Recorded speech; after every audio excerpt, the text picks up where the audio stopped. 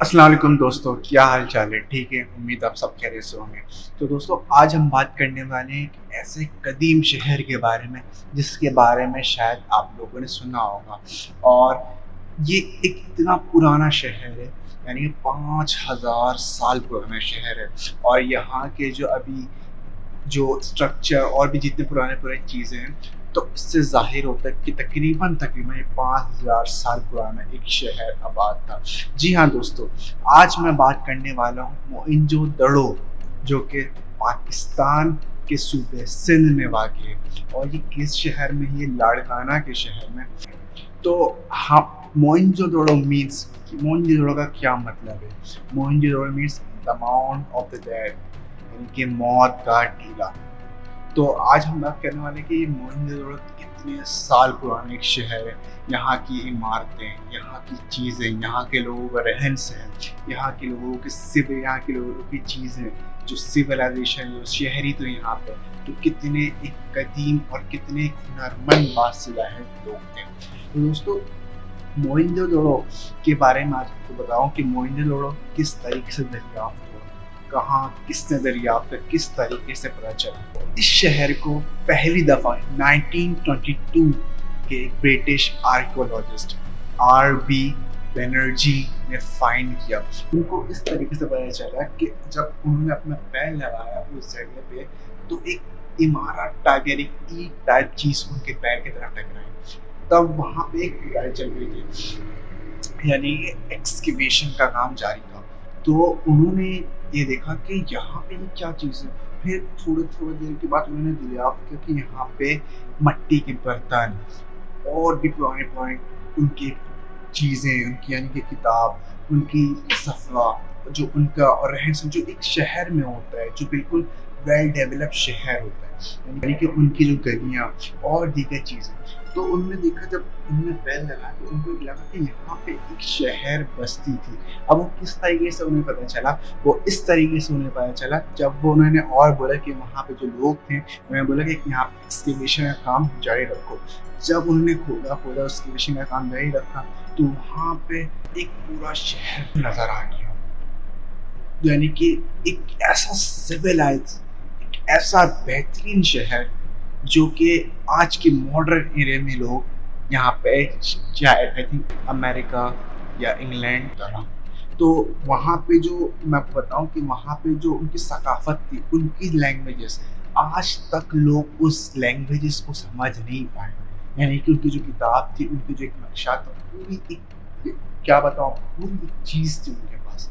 तो आज तक लोग उस चीज़ को समझ नहीं पाए, उनकी लैंग्वेजेज़ को।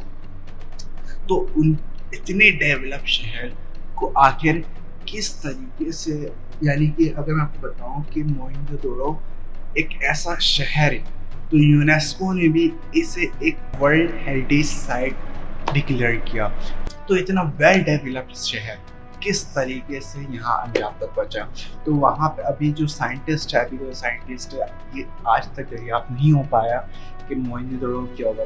कुछ साइंटिस्ट ने इस चीज़ को लिखा है कि क्लाइमेट चेंज की वजह से मोइंजोदड़ो आज बिल्कुल खंडरास, आज बिल्कुल ख़त्म हो चुका है। और वहाँ पे जो ऐसे पुराने चीज़ें वहाँ पे साइंटिस्ट ने दरियाफ्त की, सोना, मिट्टी के बर्तन और दीगर उनकी जो स्ट्रीट थी, आज के ज़माने में पाकिस्तान में वैसे स्ट्रीट नहीं थी, उनके यहाँ जो कि वहाँ पे स्ट्रीट थी। तो इतना वेल डेवलप्ड शहर किस तरीके से तबाह हो गया। तो अगर मैं साइंटिस्ट की बात से बात करूँ, साइंटिस्ट ने ये बात कही है, तो उन्होंने ये बात कहा कि क्लाइमेट चेंज की वजह से, मौसम का रुख बदलने की वजह से, दस यानी कि पानी यानी कि ज़लज़ले की वजह से ये जो शहर है, ये तबाह बर्बाद हो गया।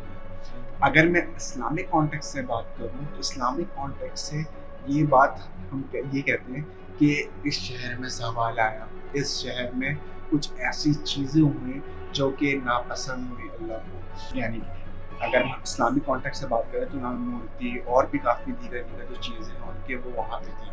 तो इस्लामिक कॉन्टेक्स्ट से ये बात निकलती है, अगर साइंटिफिक रीज़न से हम बात करें तो साइंटिफिक रीज़न से ये बात हो सकती है कि ये क्लाइमेट चेंज की वजह से या तो ज़लज़ले की वजह से या तो किसी और दीगर वजह से ये शहर तबाह हुआ। तो यही चीज़ आज हमें सिखाती है कि आप जितनी भी बाज़िला है, अगर मैं इस सब का कंक्लूजन बताऊँ आपको, तो मैं बताऊँ कि आप जितने भी डेवलप हो जाओ शहर, जितनी भी चीज़ आपके पास हो जाए, हर चीज़ आपके पास आसाइश हो, दुनिया में हर चीज़ आपके पास मौजूद हो, कपड़े से लेके पहनने से लेके घर से लेके हर चीज़ आपके पास मौजूद हो, मगर एक ना एक दिन आपको इस दुनिया से रुखसत होना है।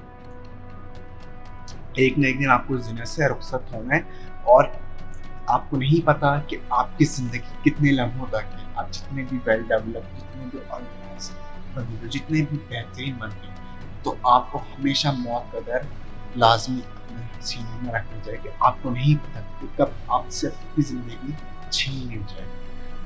तो उन्हें भी नहीं पता था कि एक साथ सब पे अज़ाब आया, सब क्लाइमेट चेंज कुछ भी रीज़न उसके पीछे हो सकती है, तो हुआ। तो यही मैं कहना चाहता हूँ कि आप अपने लाइफ में हमेशा रेडी रहें कि आपको कभी नहीं पता कि आपकी ज़िंदगी कितने टाइम तक और कितने वक्त तक है। जज़ाकल्लाह।